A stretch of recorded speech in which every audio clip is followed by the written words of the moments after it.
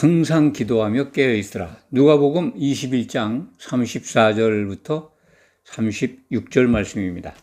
주님이 다시 오시는 것을 또 강조하고 있는 말씀입니다. 그날에 인자 앞에 서도록. 인자 앞에 어떻게 서야 될까요? 심판받기 위해 서지만 칭찬받기 위해서 서도록 항상 기도하며 깨어있으라. 36절 말씀입니다. 이것이 오늘 핵심 포인트입니다. 앞선 시간에서 예수님의 재림, 큰 영광으로 오시는 부분을 말씀을 드린 바가 있습니다.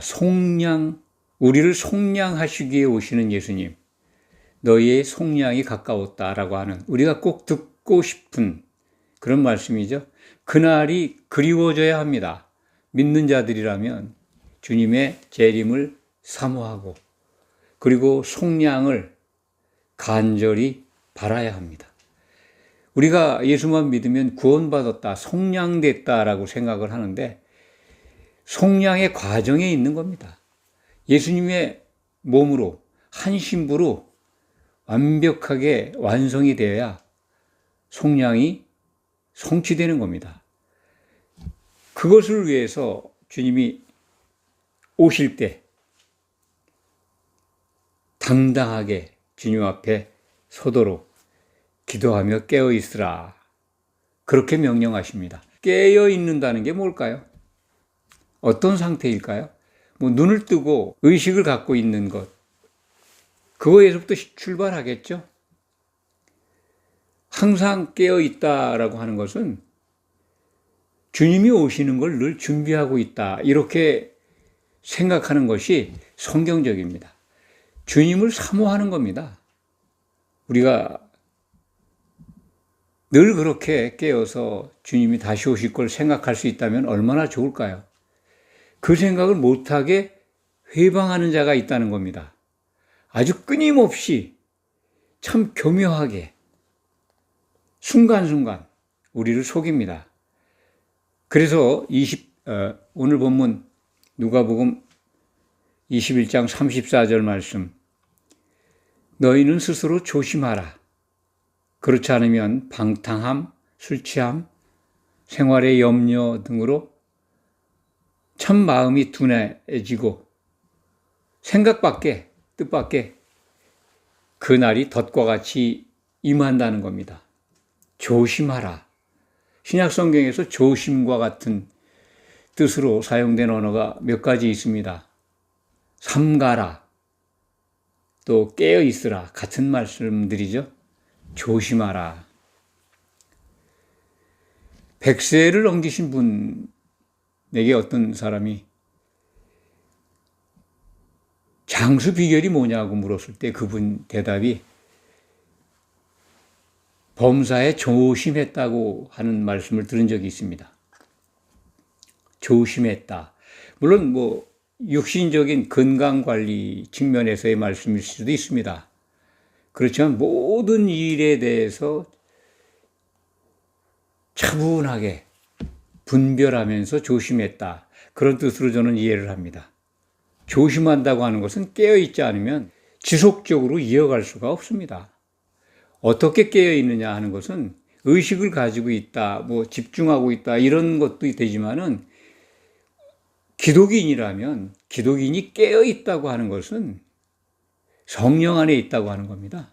우리들 스스로 의식 속에서 일부러 항상 깨어있을 수 있는 자기 능력이 저는 없다고 봅니다.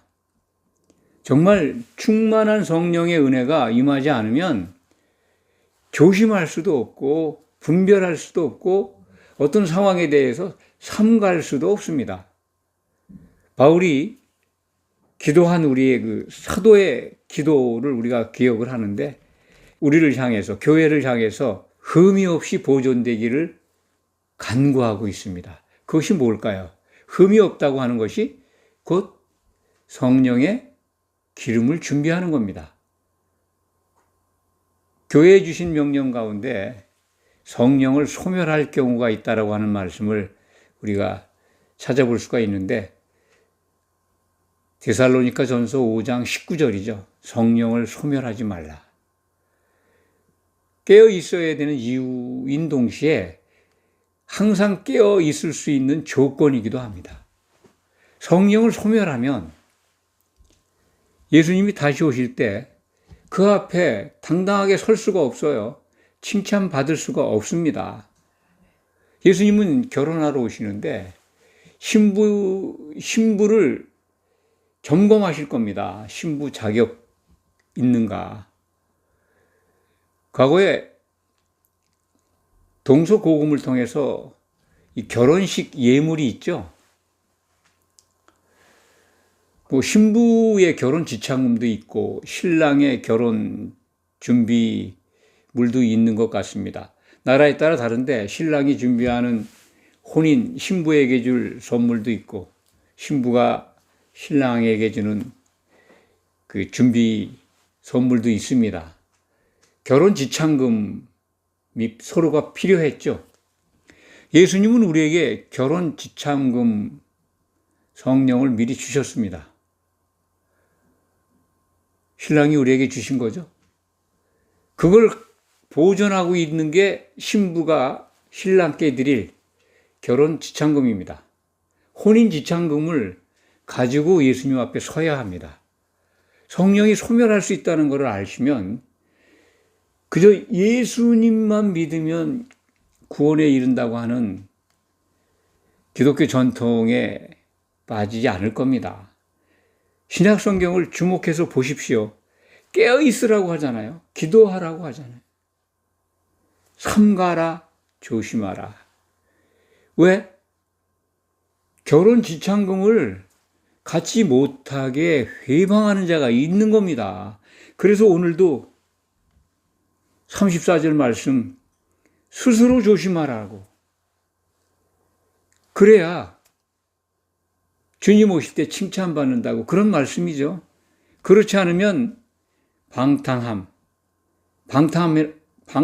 그런 건 참고 분별 없이 사는 거죠. 분수가 있게 규모가 있게 모든 것을 행하고 관리하고 자기 자신을 스스로 통제하고 그러는 것들인데 그렇지 않고 뭐 오버한다는 거죠. 모든 게 방탕하다는 거는 많이 먹는다, 많이 마신다, 뭐 또 지나치다 이런 것의 개념으로 이해하시면 됩니다. 술 취하면 뭐 잘 아실 거고 생활의 염려, 온통 염려뿐이죠. 이런 것들을 누가 물어다 줄까요?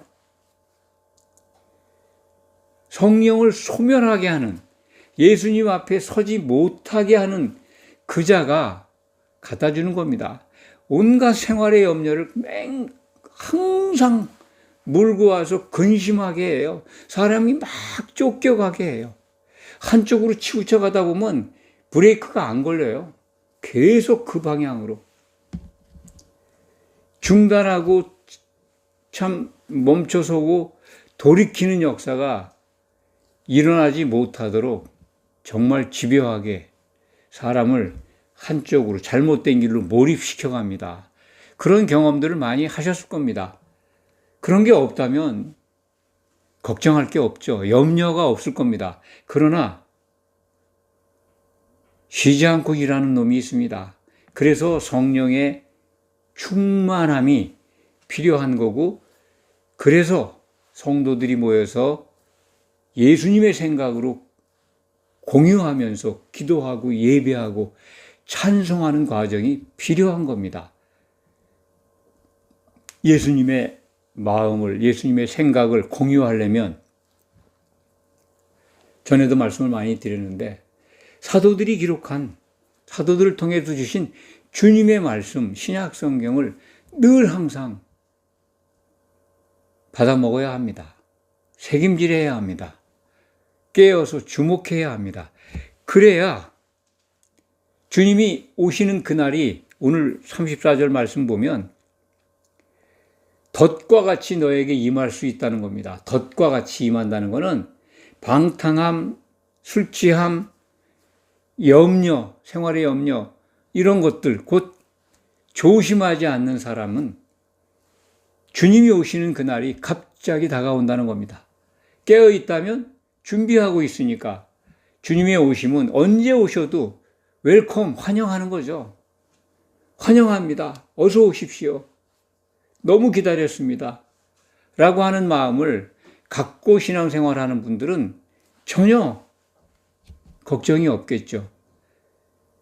그들에게는 분별, 분수에 넘치는 생활도 없고 어떤 것에 술이 취하듯 취한 생활도 없고 또 각종 인생사에서 끊임없이 이어지는 생활의 염려도 없을 겁니다. 왜냐하면 예수님이 주시는 마음, 그분이 주시는 은혜는 세상에 없는 평안이고 기쁨입니다. 내일 종말이 온다 해도 두렵지 않습니다. 공포가 엄습하지 않습니다. 이 세상 떠나는 것에 대해서 쫄지 않습니다. 그것이 담대함이고 당당함이고 그래서 주님이 오시는 날 그날 당당하게 그 앞에 설 수 있고 칭찬받으면서 결혼식에 참여하게 될 겁니다. 혼인 만찬에 들어가는 영광, 그것이 곧 신약 성경이 우리에게 주시는 한결같은 메시지입니다. 그것을 위해서 깨어 있어라, 조심하라, 삼가하라. 그 대상이 누구냐? 사탄 마귀입니다. 그에게서 나오는 것들, 곧 사탄이 보낸 거짓 선지자, 거짓 목사, 그리고 사탄이 주는 탐심, 생활의 염려 때문에 피할 수 없는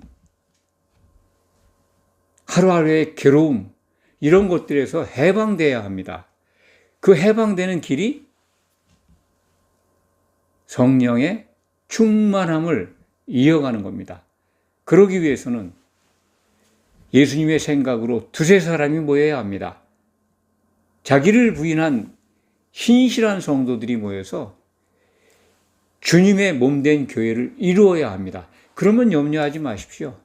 성령의 충만함이 지속될 것이고 마귀의 회방으로부터, 마귀가 보낸 거짓 영들의 농간으로부터 그들에게 쓰임받는 거짓 교사, 거짓 목사들의 미혹에서 벗어날 수 있습니다. 그들의 미혹을 분별해 갈 수가 있습니다. 이런 능력들이 참 믿는 자들이라면 항상 가득해야 합니다. 일시적으로 미혹될 수도 있고 넘어질 수도 있고 조심 안 할 수도 있습니다만 끝내는 예수님 오실 때 참 그 앞에 주님 너무 오래 기다렸습니다.